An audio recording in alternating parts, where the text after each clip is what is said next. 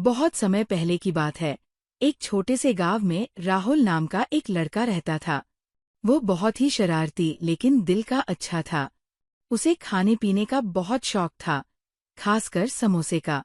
गांव में एक पुरानी किंवदंती थी कि जंगल के पार एक गुफा है, जहां जादुई समोसे मिलते हैं। लोग कहते थे कि जिसने भी उस गुफा से समोसे खा लिए, उसकी सारी इच्छाएं पूरी हो जाती है। लेकिन कोई नहीं जानता था कि वह गुफा कहाँ है। यात्रा की शुरुआत। एक दिन राहुल ने ठान लिया कि वह उस गुफा को खोजेगा।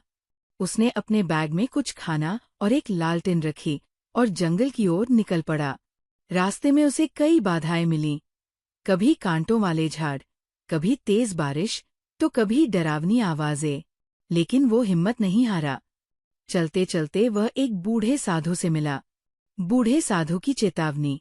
साधु ने कहा, बेटा, जादुई समोसे की गुफा जरूर है, लेकिन वहां जाने वाले कई लोग वापस नहीं आए।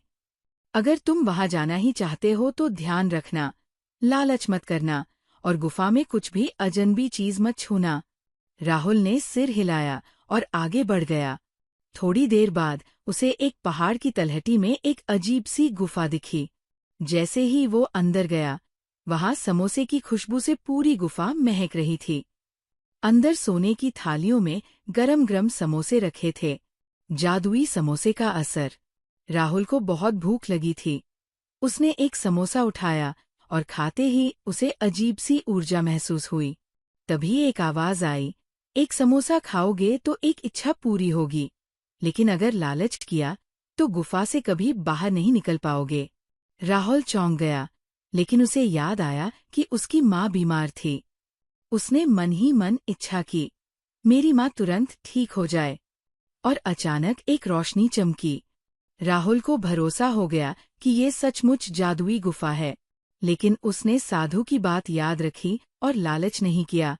वह तुरंत गुफा से बाहर निकल आया। जब वो गांव पहुंचा तो देखा कि उसकी माँ एकदम स्वस्थ थी। कहानी की सीख। राहुल ने समझ लिया कि लालच हमेशा नुकसान करता है, और जो सीमित में संतुष्ट रहता है वही सच्चा विजेता होता है। उसने फिर कभी लालच नहीं किया और गांव में सबको ये सिखाया कि मेहनत से जो पाया जाए वही असली खुशी देता है।